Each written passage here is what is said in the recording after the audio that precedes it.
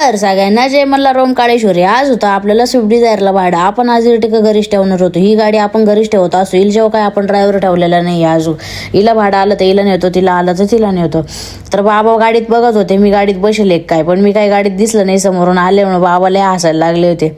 मग आपण बाबाला वगैरे भेटून निघालो होतो कस्टमर पिकअपला. पण कस्टमर पिकअप आधी मला धुवायची होती गाडी, कारण की गाडीवर खूप धूळ बसलेली होती आणि आतमधून पण खूप धूळ होती.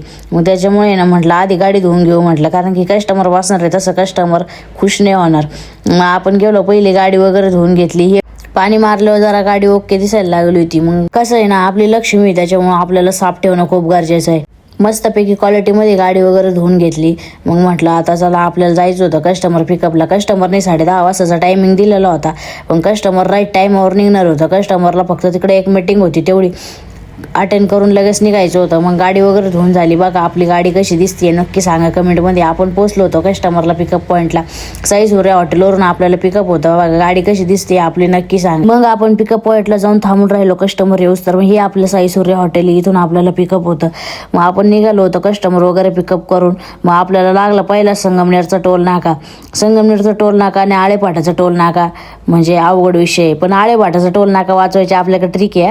मग आपण फास्टमध्ये गाडी काढून घेतली. कस्टमरला लागली होती भूक. कस्टमर म्हणत होतं जेवायला थांबव, पण आपल्याला गाडी थांबवायची होती जेवायला नटराजलाच, कारण की नटराजला क्वालिटी जेवण भेटतं. भीमाशंकरला जाताना नाही हे नटराज लागतं.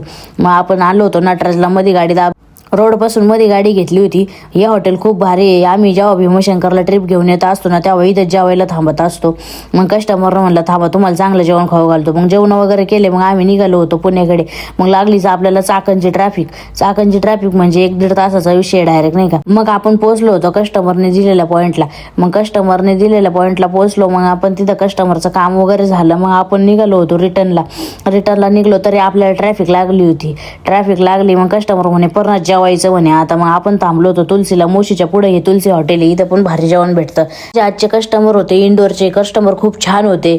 माणसं जोडण्यापेक्षा ती टिकवणं जास्त महत्वाचं असतं, कारण जोडायला क्षण लागतो पण टिकवायला आयुष्य लागतं, बरोबर ना.